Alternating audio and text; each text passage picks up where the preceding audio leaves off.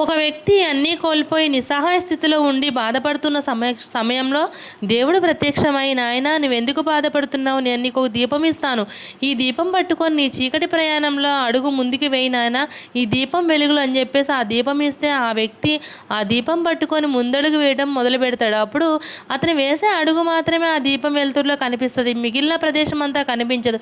మళ్ళీ ఆ వ్యక్తి వెనక్కి తిరిగి వచ్చి దేవుడి దగ్గరకు వచ్చి, దేవుడా నాకు నేను వేసే అడుగే కనిపిస్తుంది కానీ ముందడుగు ఏమీ కనిపించట్లేదు, నాకు అంతా చీకటమయంగా ఉంది అంటే, నువ్వు వేయాల్సిన ఒక అడుగు నీకు కనిపిస్తే చాలు, రెండో అడుగు ఆటోమేటిక్గా కనిపిస్తుంది. నువ్వు ధైర్యంగా మొదటి అడుగు అయితే వెయ్యి, నువ్వు వేయాల్సిన రెండో అడుగు నీకు ఆటోమేటిక్గా ఆ దీపమే చూపిస్తుంది, ఆ వెలుగే నీకు చూపిస్తుంది. నువ్వు ధైర్యంగా అడుగు ముందుకు వెయ్యి, ఫస్ట్ అడుగు వెళ్తూరులో వెయ్యి, సెకండ్ అడుగు వెళ్తూరు అదే వస్తుందని చెప్పేసి దేవుడు ధైర్యం చెప్పి ఆ వ్యక్తిని ముందడుగు అయితే వేయిస్తాడు. అలా ఆ వ్యక్తి ఆ దీపం వెలుతురులో తన యొక్క గమ్యాన్ని అయితే చేరుకోగలిగాడు. ఒక సంతోషమైన హ్యాపీగా ఒక ఫ్యామిలీతో అయితే జీవించగలుగుతున్నాడు అనమాట.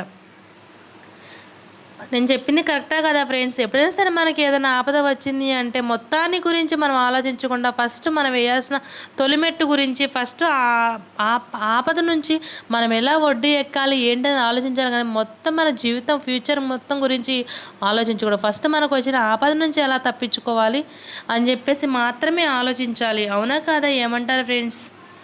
ఈ వీడియో మీకు నచ్చిందా? నచ్చితే లైక్ చేయండి, షేర్ చేయండి, కామెంట్ చేయండి ఫ్రెండ్స్. మన ఛానల్ని సబ్స్క్రైబ్ చేసుకోండి ఫ్రెండ్స్. ఓకేనా?